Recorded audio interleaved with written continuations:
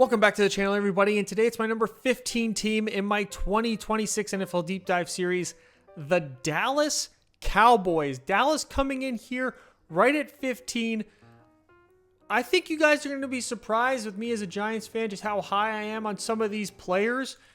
What this comes down to for me is not necessarily what they've built from a roster perspective. I think you're going to see that I actually like this roster quite a bit, from the quarterback to the running game to some aspects of the offensive line, not so much others. The weapons group I really love with Lamb and Pickens and Flournoy and Turpin and Ferguson. So many great players out there to move the ball around. I even like the defense, what the defensive line has done. We're going to talk about how deep I think that defensive line is, how deep I think the secondary is. Not so high on the linebackers. We'll get to that, but I don't think Cowboys fans are going to be all that upset with my roster analysis. I think they're all pretty much in line with what an honest Cowboys fan would think. I don't think I'm being a hater here at all, having them graded the way that I have them. But it's the coaching staff. That's a huge component to me that gives me so much pause with what they can be, and it seems to be a running trend, and we're going to start here like we always do with the coaching staff. So Brian Schottenheimer comes in. He's my 29th ranked head coach. I'm not the highest on Brian Schottenheimer. I never really have.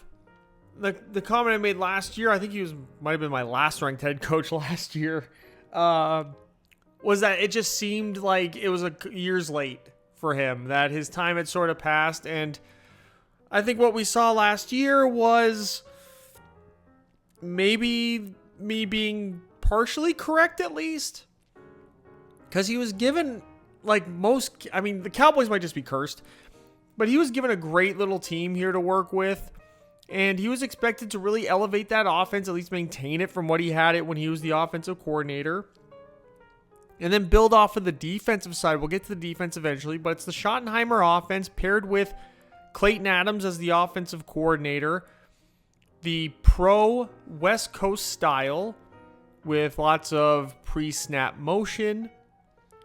You'll have a run game emphasis focused around physical offensive line play. We'll get to that offensive line, how that fits in. Javonte Williams actually had arguably could you call it a breakout season last year as the team's running back one? I think they were a team that people were really expecting to just be a bottom running back team and then be in the Jeremiah Love sweepstakes here, or be looking at a high-end running back at some point. And then Javonte Williams did a great job. I think really played Jaden Blue into just a backup job, situational, rotational back. It's a lot of quarterback-friendly reads where they'll have, working in the mesh and the crossers, but they like also getting aggressive down the field with this diversity that they have in the weaponry, with Ceedee Lamb and George Pickens and Ryan Flournoy and Kevontae Turpin. You got Jake Ferguson at tight end. This is a really good weapons group for this passing game. A lot of diversity in the skill sets. You got Ceedee Lamb, who can do it all. You got George Pickens, who really came into his own as an outside wide receiver threat. We'll get to more on those two guys. And then you got Ryan Flournoy and you got Kevontae Turpin, who are going to be competing for that wide receiver 3. Two very different players. So we'll see who ends up getting the most usage in this offense. Turpin, you're going to see a lot more of the fun, fast-paced stuff with. Ryan Flournoy will probably be a lot more down the field.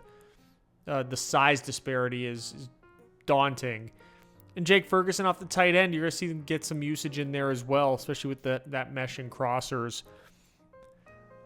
The expectation for this offense is that Brian Schottenheimer is going to be creating an offense that lives in the top 5 to top 7 every single week, that uses the talent that can finally break through. That really, when you look at the roster, and we're going to get to the roster next, it's a Super Bowl quality offense in terms of talent. And that's not the first time that's been said about the Cowboys.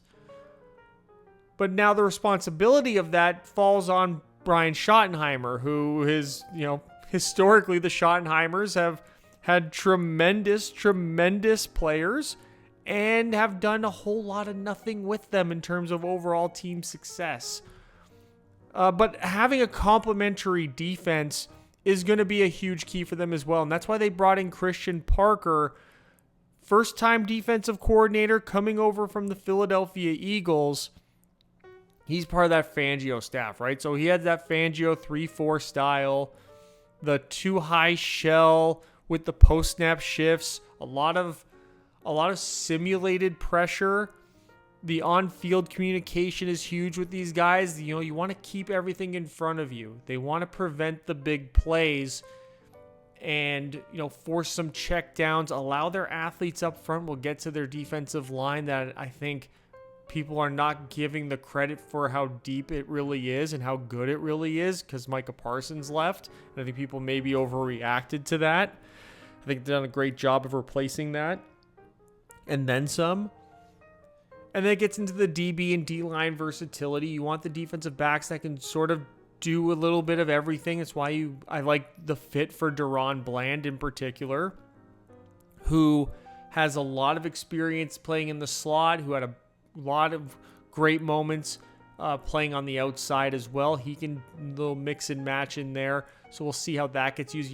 They added Kobe Durant and Darian Kendrick, brought them from the Rams over here.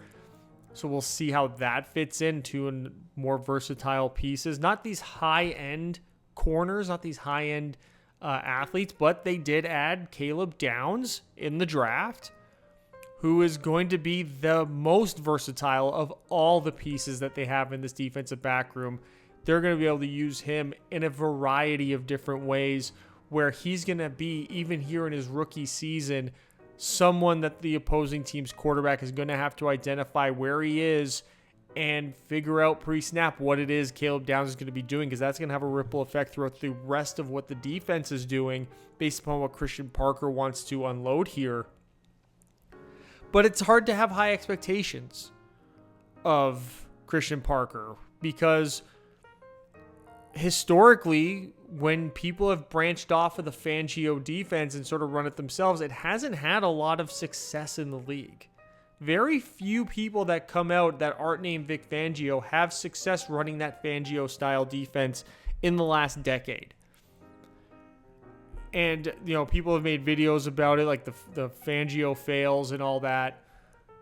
So there is a pause for what Christian Parker coming in and running that style can do. It's almost the equivalent of like the Belichick coaching tree, where Belichick has these great guys, he has these great coaches with him, and then they branch off and become head coaches, and you're just scratching your head as to why it never seems to work. It's the same thing here with Fangio as a defensive coordinator and his style and his strategies and his preparation for games, the personnel that he unloads out there. It does require a high understanding of defensive backs in particular and how to use them matchup-wise, when to flip them inside, when to have them outside, when to drop them deep, when to maybe play a little bit more aggressive. It takes a lot. It takes a lot of time, a lot of experience, and a lot of these younger Fangio coaches struggle in that. So that's why he comes in so low in that tier 5 defensive coaching. It's really a wait and see almost grade for Christian Parker, because I know a lot of people love that he was brought in based upon the very minimal sample size that he's produced in his coaching career as a position coach and as the passing game, run game coordinator positions and all that. So overall, it's not the highest end coaching staff. It's very much a coaching staff that just needs to maintain a fundamental consistency for their roster and make sure that the culture is in a good place and sort of try to drown out the noise that comes from the front office and ownership and from the media and from the fan base, because that has been the struggle of multiple coaching staffs that the Cowboys have had over the years, whether it's the McCarthy staff, whether it was Jason Garrett, or whoever before that. all the way back to the Parcells days and all that. So man,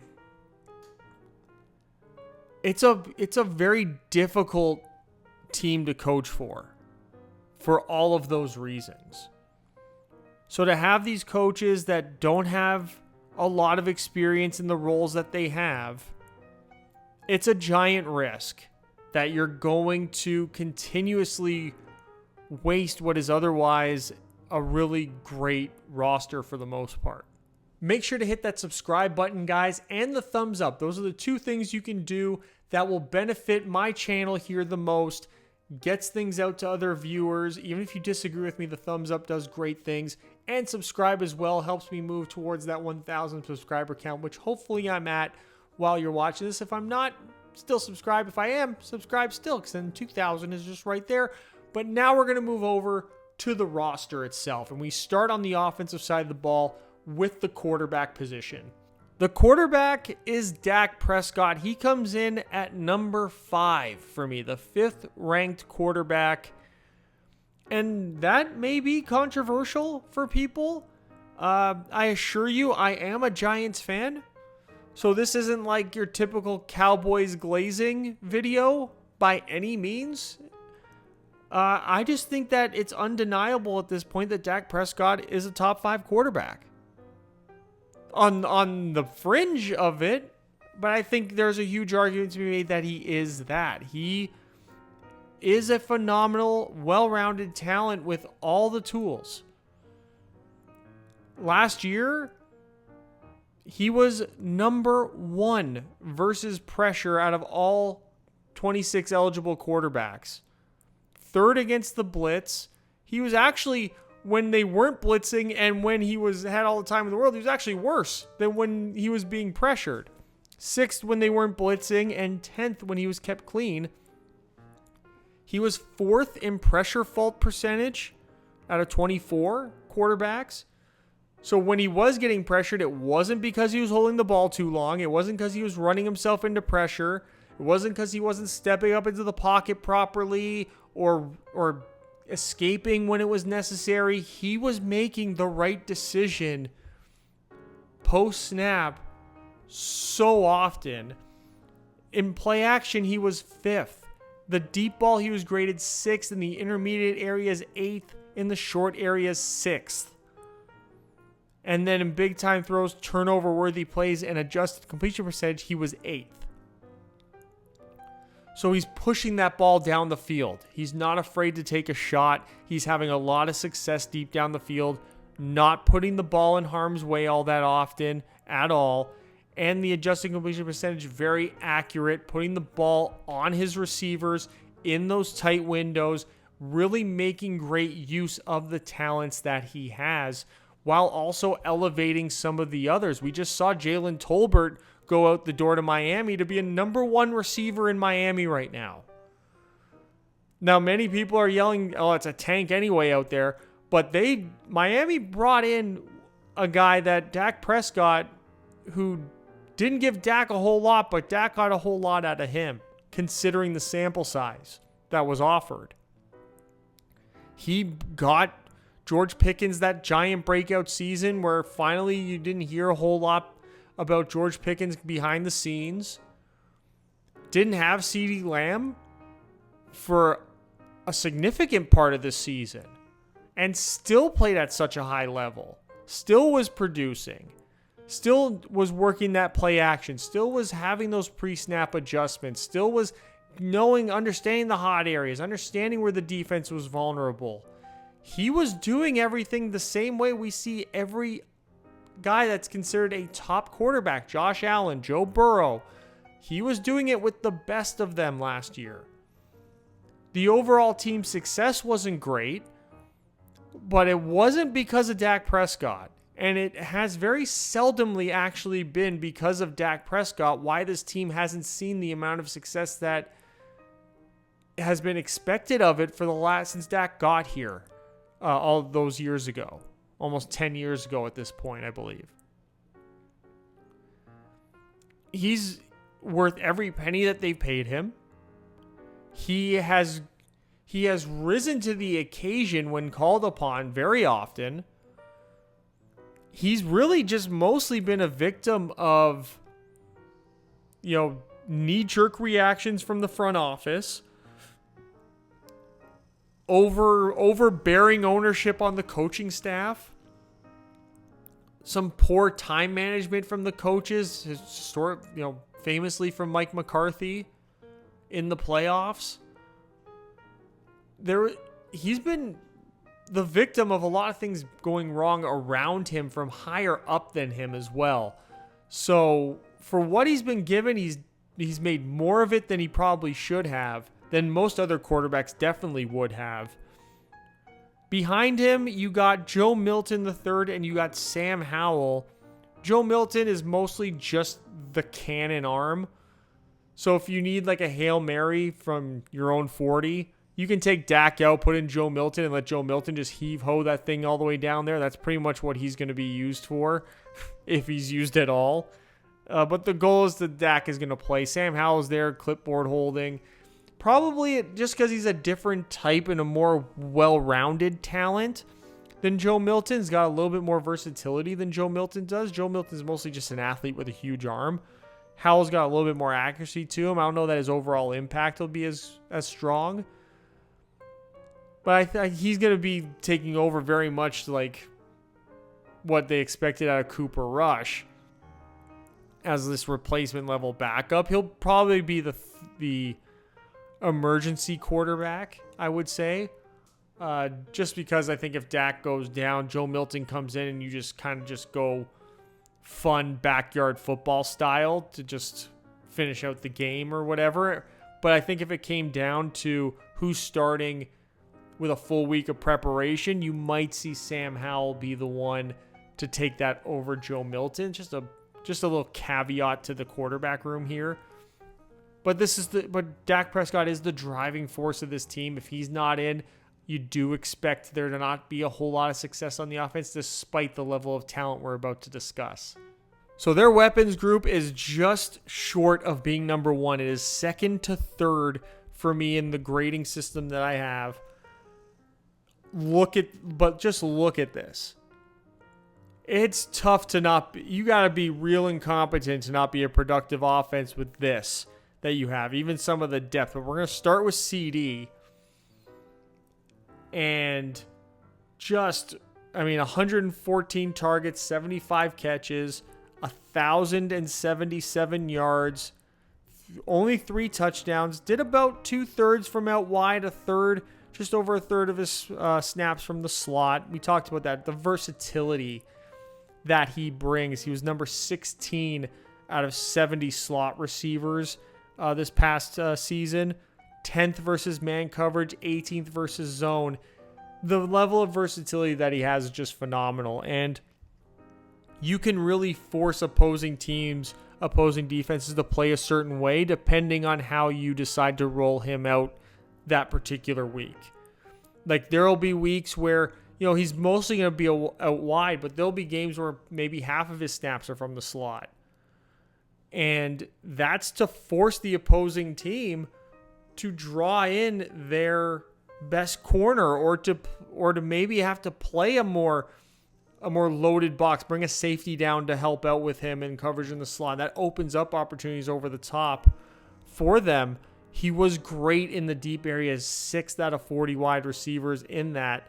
Didn't really do great in the short and intermediate areas, which was surprising. But I think that's just because his role was just a little bit different here. And I think they were using him and George Pickens to sort of stretch the field a little bit to open up more opportunities underneath for the running game, for the tight end, for the Turpin, and for Tolbert and all that. But when you have CeeDee Lamb and you're able to force these matchups on people, it allows your offense to play with such versatility. And it allows you to almost have like a set of plays where, okay, we're gonna do a series where CeeDee Lamb's gonna be our slot. And we're just going to come out with that, and we got these 7-8 plays that we can run throughout this drive where CeeDee's in the slot. It's going to open up all these opportunities. We're going to use him as a decoy here. We're going to stretch him out wide here, send him in motion here. We'll start him out wide, motion him into the slot, really get some confusion out there where you're not honestly giving away what you're doing as an offense, because a team is not going to see CeeDee Lamb in the slot and think you're going to be doing anything different than you would if he was out wide, because the versatility is just spotless. Then you get to George Pickens, who proved to be a phenomenal people. He was a out wide receiver. 90% of his snaps were taken from out wide, that wide alignment. He actually worked the short areas really well, that under 10 yards, those hitches and all that. Using that body, using that physicality, tough yards for this team, which is really what they were hoping they would get with him and what Pittsburgh had been hoping to get with him. Even deep downfield, he was 14th. 11 to 19 yards down the field, he was 10th. A fantastic contested catch player, and that was a huge thing about bringing him in and a huge feature of his catch percentage. He was 18th in drops percentage, which, that's not exactly the sign of being somebody with the Butterfingers issue. And it didn't matter what the opposing team was running on him. Man-to-man, zone coverage. He was 5th versus man, 6th versus zone. He's a tough matchup. And now that he's sort of seeming come over a bit of a maturity hump this past year, there were still like the rumblings about him, but it seems like he's content on this team, that he wants to be on this team, that he wants to be a positive on this team sort of across the board in terms of in locker room and on the field. So we're going to see how this second year here with Dallas really pans out. If he can take that next step and solidify himself as like a top tier wide receiver one paired with CeeDee Lamb, who's already done that. The skill set's obviously always been there. I do worry about what happens when CeeDee Lamb's got a full healthy season, Jake Ferguson has a full healthy season, Ryan Flournoy maybe has a full healthy season, Kevontae Turpin is a fun little guy to use out there. If the touches and the targets start to dwindle down to wide receiver 2 levels, is that when the locker room issue that I had spoken about between him and Deontay Johnson, that was like the worst locker room you could possibly have for Pittsburgh for those years. Does that start to come out again? I think it's reasonable to at least consider it, and we'll see how this all works out. I think the offense might be just too high-powered in the passing game for it to be an issue. But if this offense starts to not have a lot of success, if he's maybe not getting the ball as much as he thinks that he should, and you combine those two things together, could it be something that falls apart just like we saw in Pittsburgh? I think it's at least worth bringing up. It's at least worth bringing up. And then outside of these two guys, you got great compliments everywhere. We talked about Flournoy and Turpin. Do two very different things out on the field for you. Can use them in different ways depending on what the situation is you're looking for. Turpin's obviously going to have a huge special teams presence as well, but he'll be that guy you get those quick screen passes to, work it behind the line of scrimmage, use him in a lot of motion, a lot of jet sweeps and all that. They even got some interesting depth with Tyler Johnson. Anthony Smith, Marquez Valdes-Scantling. You got Breven Spanford as a backup tight end, along with Luke Shoemaker for Jake Ferguson. I think you're going to see both of those backup tight ends used in some capacity, but Jake Ferguson, what a talent he is. Javonte Williams as a decent out-of-the-backfield running back who can at least do a little bit of something, but when you have this many weapons around you, the role of the running back in the passing game becomes a lot more simplified. And when you have somebody like Javonte Williams, it actually fits him quite well. And then you also obviously get into him as a straight up running back. It's 19th to 21st. We talked about being like a bit of a breakout season for him. I don't think anyone's confusing Javonte Williams though for like this high end running back, but he really fit in well with what they wanted to do offensively here. in Dallas. I mean, he had 249 carries, 1,200 yards, 4.8 yards a carry. He was running with great vision and great explosiveness. He was forcing his way into the end zone in those short yardage situations, landing himself with 11 touchdowns. He had 13 explosive runs, which is pretty damn good. He was really tough to bring down, falling forward a lot, almost 900 yards after contact. That's almost 75% of his yards came after first contact. 54 overall missed tackles. He did fumble the ball twice. So you want him to clean that up. You want him to clean up the fumbles there, get that ball high and tight. And maybe when you're looking for some more yards, understanding the situation a little bit more so you don't put the ball on the ground. But it was perfect complementary football, man. 4.8 yards a carry with such a high-powered passing offense. That's the recipe for, again, that's a recipe for a tremendously productive offensive output. Because now your running game is not putting you behind schedule. You can run the ball on first down and you're looking at 2nd and 6, 2nd and 5 every single time, minimum. Which is exactly where you want to be, because then on 2nd down and medium, 2nd and short, 2nd and medium, your entire offensive playbook is now wide open on 2nd down the same way it was on 1st.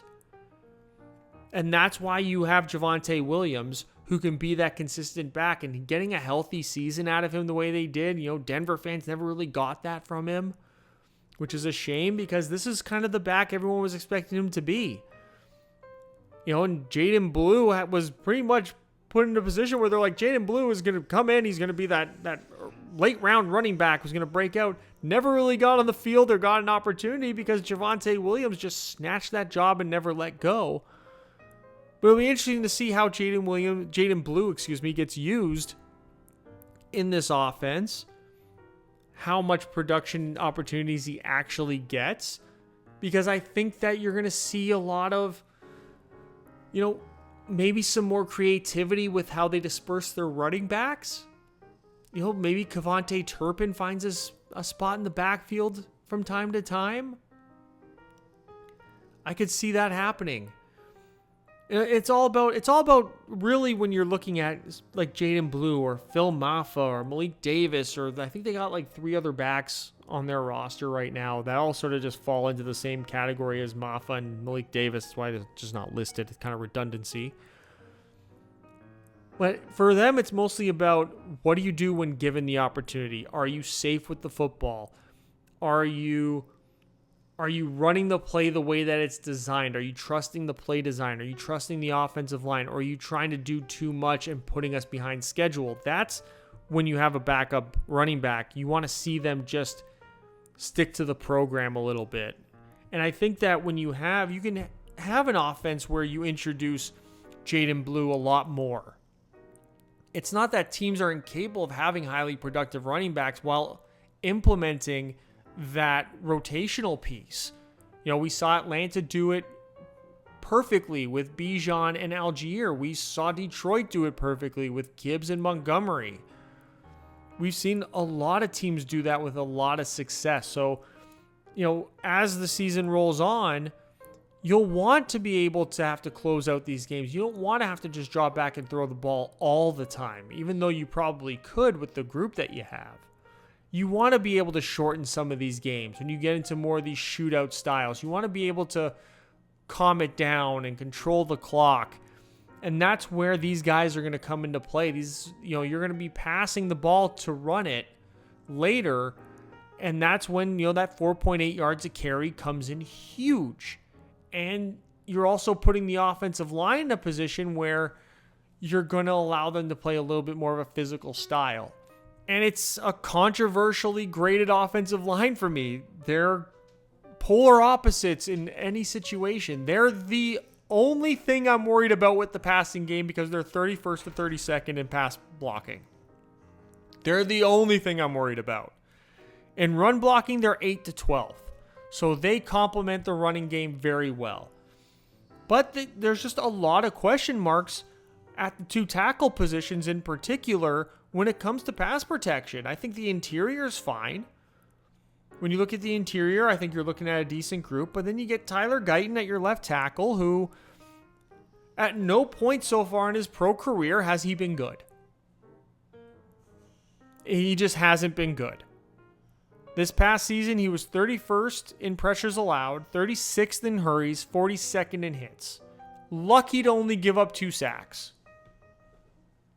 Quite lucky to only give up 2 sacks on 418 pass snaps. Then he had 232 run snaps where he was 74th in zone blocking, which they did 51% of the time he was on the field.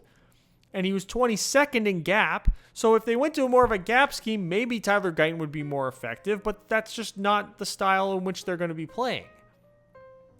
And he was 39th in penalties taken out of 62. So he doesn't come in as a very highly graded left tackle. I don't really trust him in any aspect of the game as a tackle. I didn't really like him as a first round talent. I think I had him as like a 4th round tackle the year that they took him in the first. And I understand the desperation with Tyron Smith gone and Tyler Smith being so good at guard. But man, this is such a huge red flag for this offense. And you're kind of setting yourself up to really ruin what you have everywhere else in terms of the passing game by having him out there. Next to him, you at the very least have Tyler Smith, who's been a very solid guard since coming into the league. Very grabby.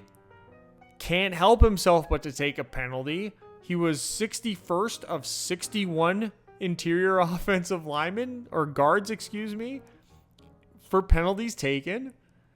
That's sort of been the story of his career since coming in. And that comes from, mostly in pass protection, where he gets a decent grade for me. Despite being 31st in pressures, 45th in hurries, he was 1st in hits allowed. So he didn't allow a lot of hits. Because where he gets into trouble is in the sort of the fundamental footwork of pass protection, reaching from time to time. He's got the athletic profile to do it. So he'll have a lot of success, but then when he's not having success, he's getting beat bad. Right? Like there's not a whole lot of like where he gets beat, but you're like, he kind of got beat, but kind of not. He seemed to have him. Like he's either getting destroyed or he's winning the rep. It's one of the two. And that's where that grade comes from. And then in the running game, he's, boosted himself up from the year before, coming in 5th in zone, 11th in gap. So a strong performance in the run game that he can at least build upon that, hopefully. But he's got to get better, especially with Guyton next to him being such a liability. It does almost kind of set him up to fail also, where maybe he's got to... The key to being a great offensive lineman in pass pro mostly is focusing on what your job is and trusting everyone else around you that they're going to do theirs. That's really the key to blocking, really, in general. It's almost a football rule 101, but especially for the offensive line, is you can't do 2 jobs at once because the plays are designed for you to do your job, to execute your job, and everyone else has a job to execute, and that's how the play works. You can't do 2 people's job. When Guyton is as much of a liability, Tyler Smith might find himself thinking about what's going on to his left, and that can affect what's happening right in front of him. I don't know. I'm not in his brain, but based upon how sometimes he's just tangled up in pass pro and all that, you would think that has to come from somewhere. And it would be interesting to see if when he has rougher games, if Tyler Guyton is also having a rougher game at the same time. I think that would be something interesting to break down and watch. And then at center, you get Cooper Beebe, who I love. Him coming in, being the center, replacing Tyler Biadasz. I think he's done a decent job in that role. There's still growth there for him, though. He was 14th in all the major pass pro categories for a center. He gave up 1 sack as a center, but giving up a sack as a center is not something that usually happens anyway. So he was kind of flat smack dab in the middle there. Kind of uninspiring pass protector at times. As a run blocker, he really had a great year. Again, 56% of the zone runs when he was out there. He was 8th out of 31 centers in the league. He was 2nd in penalties taken, so he's not out there taking a lot of penalties. He ain't Tyler Smith out there taking a penalty every other rep. I think, being new to the position, didn't play the position in college. He was playing tackle, then he was playing guard, and then he comes to the NFL and he's playing center. So he's got that 5-position flexibility coming in and now learning to play the center position at the professional level. It's a learning curve. It is a learning curve, and I think he's settling into that very well. I like to see him take that other leap to the next level, though, this upcoming season. And then you got Tyler Booker next to him, last year's first-round pick, who was about what you would expect. He was a decent starter. A decent starter. I think he has a lot of good traits that as we come into this next season, hopefully they continue to develop and he can reach a higher level and really reach where his draft position had him at. And then you got Terrace Steele next to him, who, as a pass protector, see Tyler Guyton. Horrific. Run blocking, though, that's how he maintains his starting job, is as a run blocker. They did draft Drew Shelton, who's currently listed as a backup tackle. It'll be very interesting to see what happens this summer and with Drew Shelton. But they don't really have a lot of depth on this O-line. Nathan Thomas, TJ Bass, Nick Leverett, a couple veterans in there that have never really been anything. I was very surprised and disappointed at the same time that they did not address offensive line at some point in the draft more significantly than Drew Shelton. I understand why they went so defense heavy the way that they did. Fans were calling for it the entire draft process, and I get it. The defense did need to improve and did need some sort of like high-end youth kick in the butt type of a thing, like that fire under them type of mentality. And I get that's why you go and get the players that you got in the draft in particular. But I feel like they needed to use one of those like important quote-unquote draft choices on one of the offensive linemen. I would have loved to see maybe a trade down. I think they reached really high for Malachi Lawrence, who we'll get to. I thought you could have gone with a tackle there. And I think that would have really rounded out the offensive line a lot better than what you have right now, at very least from a depth perspective and from a positional competition perspective, because you're kind of just saddled with this 5 and making this 5 work. Because Drew Shelton doesn't really, unless something happens that I didn't see or could foresee, he's not going to beat out anyone for a starting job. And if he does, it's kind of like a lateral move anyway. They don't really have anything to improve on the interior. The interior is fine. They wouldn't be looking to replace anyone in the interior anyway. But it just felt like a mistake. That felt like one of the mistakes that they made as a front office from a team roster building perspective, at least. But overall, they are my 10th ranked offense with tier 3 coaching. They're the 4th ranked passing offense despite having the worst pass blocking ranked for me, or the second worst to the worst. So if they get anywhere near top 20 pass blocking, this is the number 1 pass offense in the league. And then from a rush offense perspective, they're 19th, which is a perfectly good complement for when you have that high level passing attack. That's where you want to be. You want to be in that top 20, be a complementary running attack. Now we're going to move over to the defensive side of the ball. Christian Parker's first run as a defensive coordinator, and there's some great talent here that are at his disposal, a lot of deepness in a lot of these position groups, and we'll start with the defensive line. And this group is actually sneaky good. Like I said earlier, You lose Micah Parsons, and I think people overreact to that.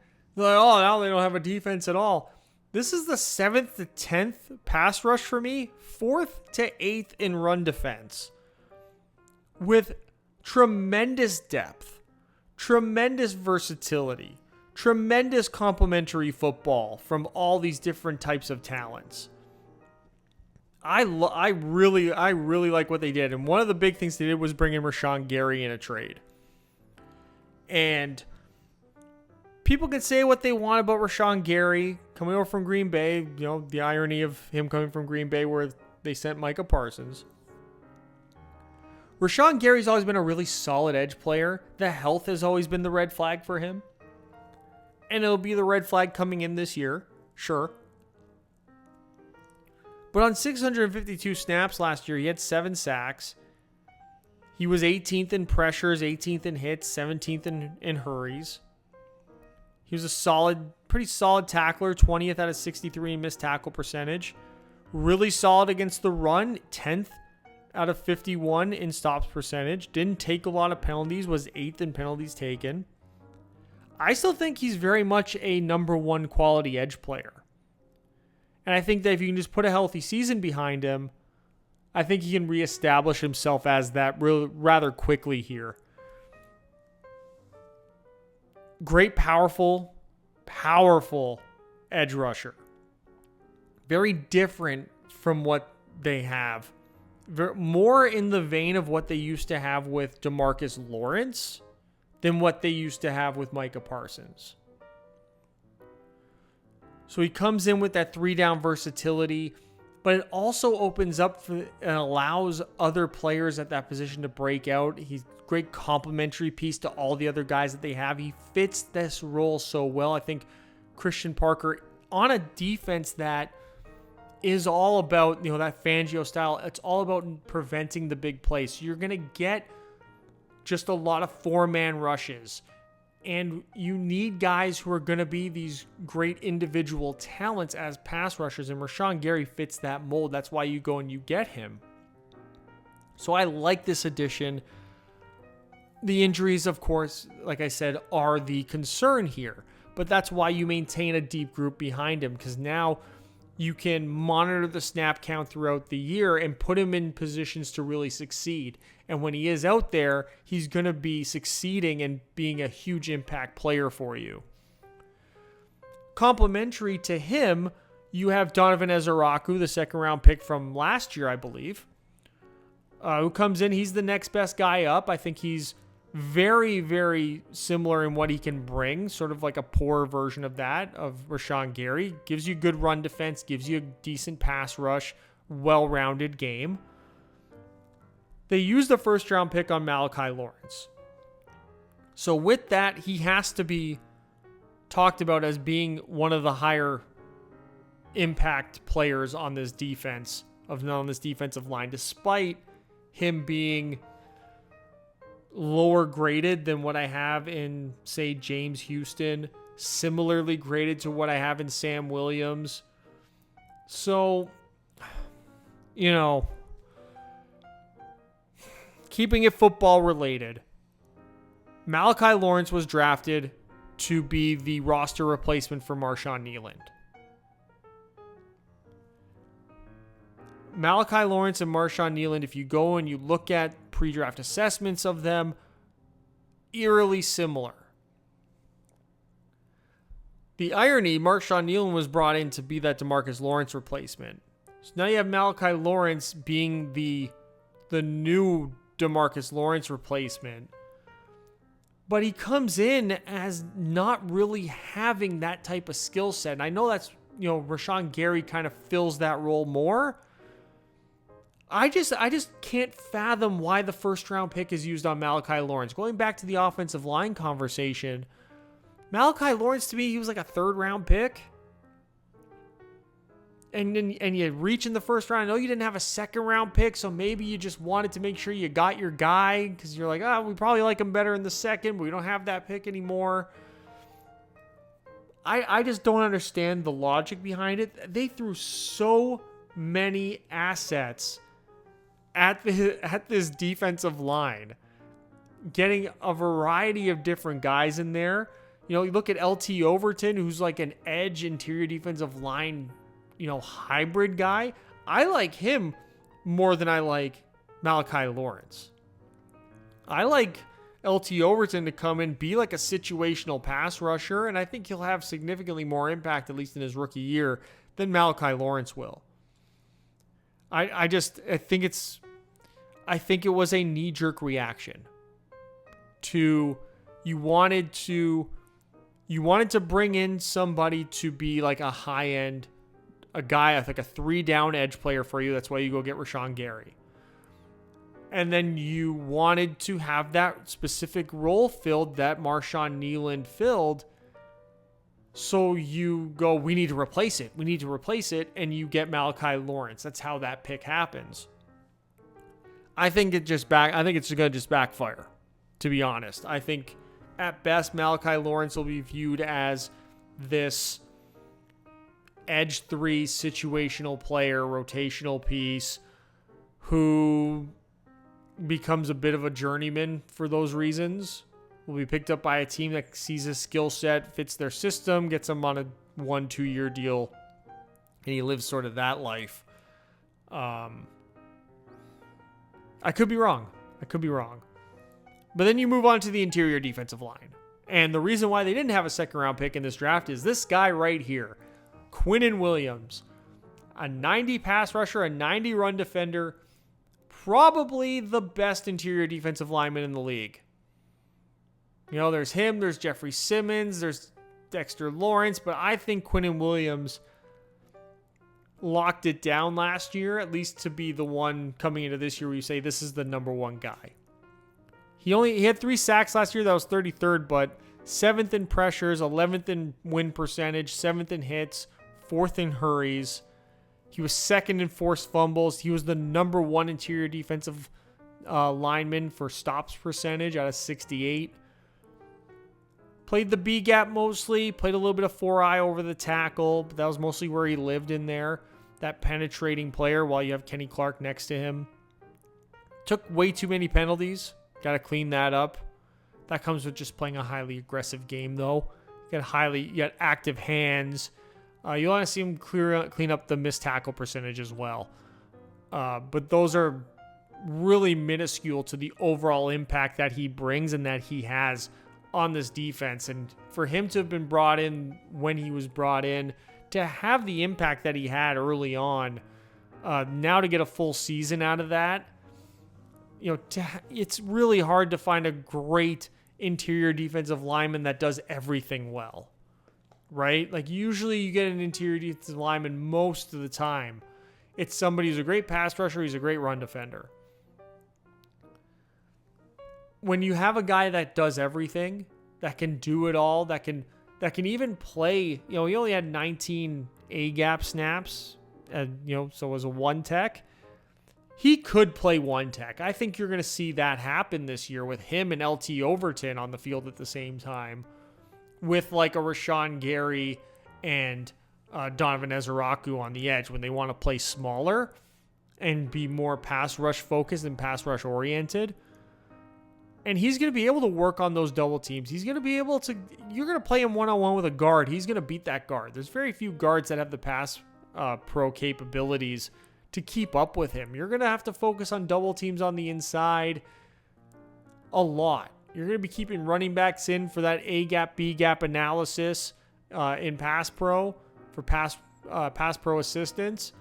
And that's going to open up huge opportunities off the edge for some of these better players that you now have. It was a really, really great roster move. There's been a lot of roster building issues, controversies, I would say. That was not one of them. That one has worked out really well. And then you pair him up with Kenny Clark, who a veteran player who's been a bit on the downslide at one point, was like the prototype of the high-end athletic nose tackle that could do it all. Not that guy anymore. Not that guy anymore. I think he's still starting caliber. I still think you can still play him in 3-down situations. But you have Jonathan Bullard in the depth here. Again, LT Overton as well, who you can work in for him. Keep him fresher and have him be used as probably your number 2 interior defensive lineman, but you're allowed to sprinkle in some other guys to keep him fresh. Otito Ogbonnia needs to get a little bit of a highlight as well. He's currently listed as one of the starters. It'll be interesting to see how he gets worked in to this defense. There's going to be more of a 3-4 defense that they're going to unload here. That'll be Ogbonnia, Williams, and Kenny Clark. From the looks of it, will be the starting 3 interior defensive linemen. I think Bullard should probably be the starter over Ogbonnia, but what am I? And I think that really helps LT Overton as well find a role in this team as like that edge interior defensive lineman hybrid. And it allows Rashawn Gary and Ezraku to just play with their hair on fire off the edge as well. But then you get this linebacker group, man, and I'm just unimpressed. In coverage, 18th to 20th. In run defense, 30th to 32nd. They brought in D. Winters. They drafted Jayshawn Barham, who was kind of like an edge player / linebacker. He was that third guy that they just added, like that third completely different guy. They drafted Malachi Lawrence, who's more of a traditional edge player. LT Overton with the interior flexibility. And then Barham, who's like the linebacker / edge player. So 3 very different guys added to their group. I like Barham eventually to work his way in. DeMarvion Overshown, I'm going to talk about him. The injuries have just been a travesty for him as a talent. He had all the potential in the world when he was on the field. He had some monster performances, monster games, turning over the football, all these things. Just can't stay healthy and stay on the field. That's what ends up hurting his grades here. It's hard to see him maintaining his health and his starting job for a full haul as a starting linebacker in the league. And then D. Winters comes in from San Francisco. He was like the coverage guy, compliment for Fred Warner. In terms of run defense, though, just doesn't bring a lot. You know, he's a good coverage guy. He was 7th in zone coverage at 52 linebackers. Did a lot of work as a cover linebacker. Had targeted 92 times this past season. That's a lot of work for a linebacker. He's going to have a lot of unfavorable matchups. That's a lot of chasing guys around, chasing running backs who are going on swing routes, chasing tight ends on crossers and mesh and all that, and double moves, having to establish whether or not, get those play actions where his responsibility becomes, I got to figure out if this is a run or not before I get into coverage. So it's a lot of chasing, a lot of running around. So there's a lot of responsibility in that. And I thought he did a good job considering that was what his role was really with the 49ers last year. So now he has to play this role with Dallas where it's almost like he's expected to be the linebacker 1. I just don't like what this group is going to be. And I like my linebacking groups to be great run defenders. I'm really not as concerned about their coverage skills. Their coverage skills can be disguised. You can scheme around it. All they got to do is have basic zone competency, and I think you're fine. It's the run defense. And when you're a bottom run defending team, it hurts. It especially hurts with what you have going on in the front 4 when you have such a high level run defense from your front 4, especially there on the interior with Quinnen Williams and Kenny Clark and Jonathan Bullard. To have this behind you, you need good complements at linebackers for that group to be as effective as it can be. And I think this is just going to hold this team back in run defense. And it's a huge concern that teams are going to be able, if they get past that first level, it's going to be a huge running day for them. And you don't want that. You need that second line of defense from your linebackers in the run game to be solid to keep the defense on schedule throughout a game. And I feel like this is going to be such a huge downturn for this defense overall as this group. Now with the defensive backs, we touched upon them a little bit earlier in the coaching conversation. They come in as 10th to 12th for me with tier 2 run defense. They're a decent group. They lack like that high-end cornerback talent, but they got a lot of guys here. They're going to have some competition. They're going to be able to compete. They're going to be able to roll out situationally here. It's a great group for Christian Parker to have, to get some versatility in there, play some positive matchups, mix of experience and some youth.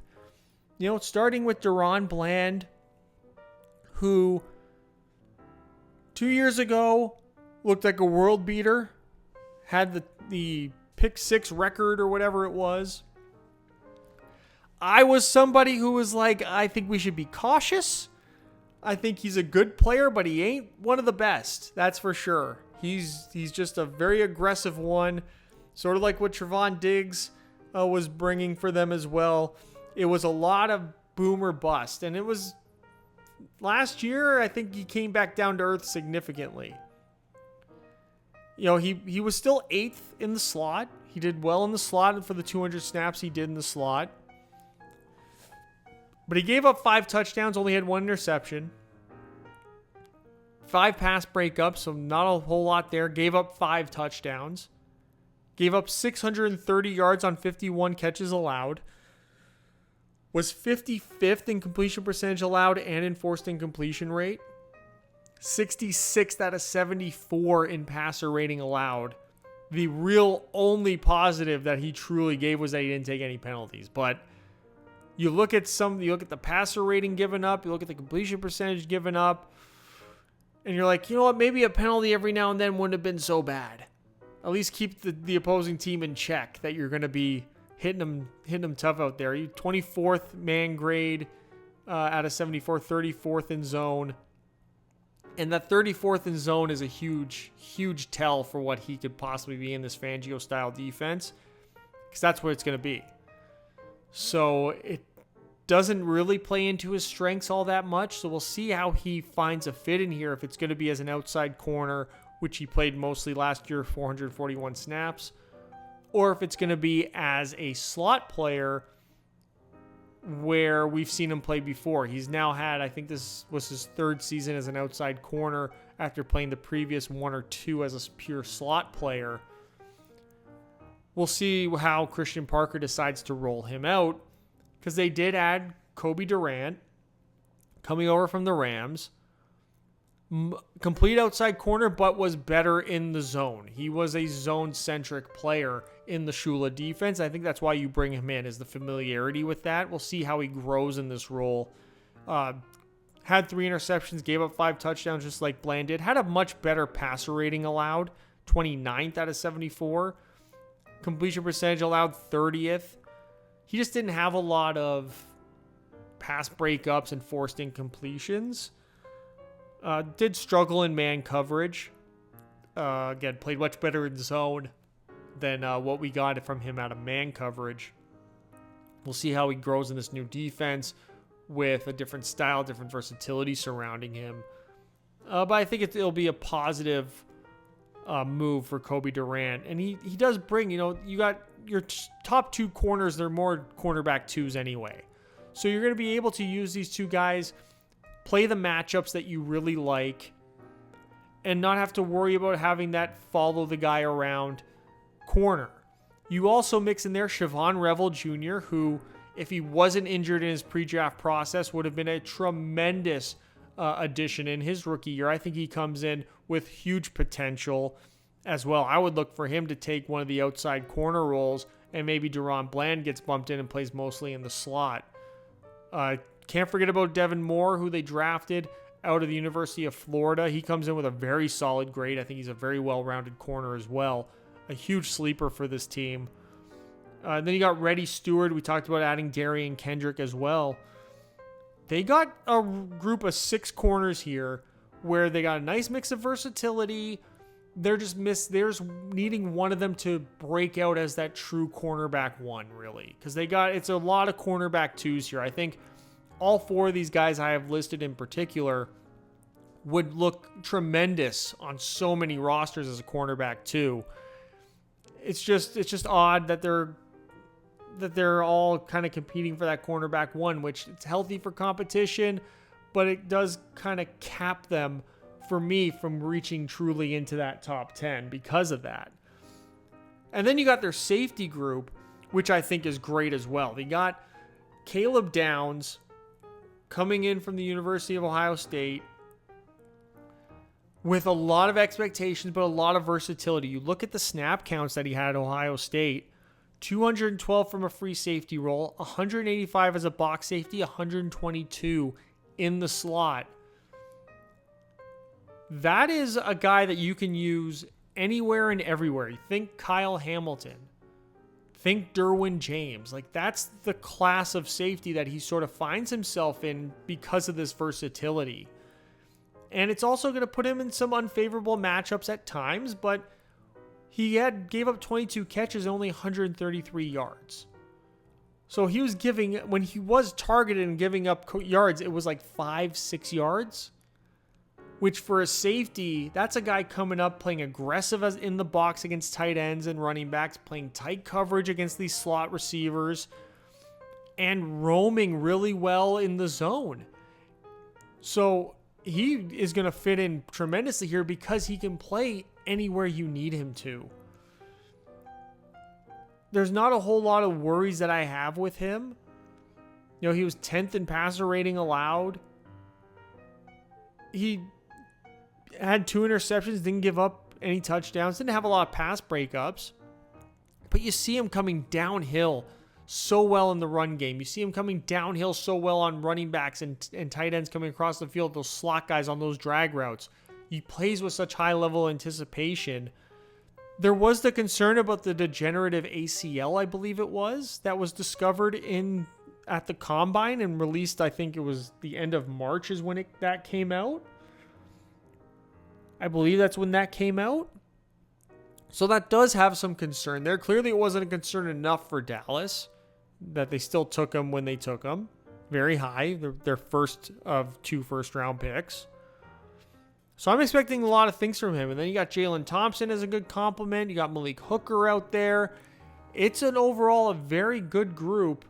You know, PJ Locke, I think, is a sneaky guy in there. Marquise Bell's got like this dime linebacker personality. It's a good group. Again, you're just looking for that breakout star at the cornerback position to complement what you hopefully have from Caleb Downs as this tremendous safety on the back end. So overall, they're my 17th ranked defense. Tier 5 coaching with Christian Parker, as we discussed. The 10th pass defense and 19th in run defense. Solid group with a lot of room to grow, a lot of fun little pieces to develop. Coming into their schedule, it's a .493. That's 20th in the league for strength of schedule. And I got them going over their Vegas 9.5 wins. Best case scenario, I worked it out. 13-4 is what I feel is the best case scenario for them. Worst case, though, 6-11. Yeah, it can go wrong. It definitely can. I like how they match up against Washington, obviously, and Arizona and Tennessee and Jacksonville. I think that getting the Giants at the end of the year at home, I think that that can be a win for them. But getting the Giants on the road in that first week, that could be tough. And then you get Baltimore. Then you're on the road against Houston, against Green Bay, against the Colts, and against the Seahawks, and against the Rams. You still get the 49ers, Baltimore. You get Tampa at that stage early in the year. Who knows how they're going to match up against the Eagles, what that Eagles team is going to look like offensively in particular. So it can go horribly wrong this year for them. But I think that my official prediction for them is 11-6. I think the green ones, they get them down. I think that they find 5 other wins in this season outside of those 6. I think it's just you can't lose all the yellow games. You got to assume they split with Philly. Assume that they split between San Francisco and Seattle. They split between the Colts and Houston. And then you split between Baltimore and Tampa, right? So you go 1-1 against those pairings, and then you split the season series against the Giants. yeah, you get the brakes beaten off you on the road against the Rams, but it's after the bye week, so then maybe you get something there. You can catch them late in the year with that late bye week. Love the late bye week. I still think they're a playoff team, 11-6, winning season. The offense is just too strong. So they're overall my 15th ranked team, 29th head coach, 10th offense, 17th defense. Right in the middle of the pack. Right in the middle of the pack, just waiting for something else to break out here. Either from a coaching staff or from somebody on that defense, not named Quinnen Williams. And there it is, my number 15 team, the Dallas Cowboys. Subscribe if you haven't already. Hit that thumbs up. Even if you disagree with things I was saying, leave those disagreements and agreements in the comment section below. Really appreciate you guys coming here, making it this far. I mean, it is like an hour plus haul on so many of these videos. I appreciate you guys, and I will see you guys with the next video next time.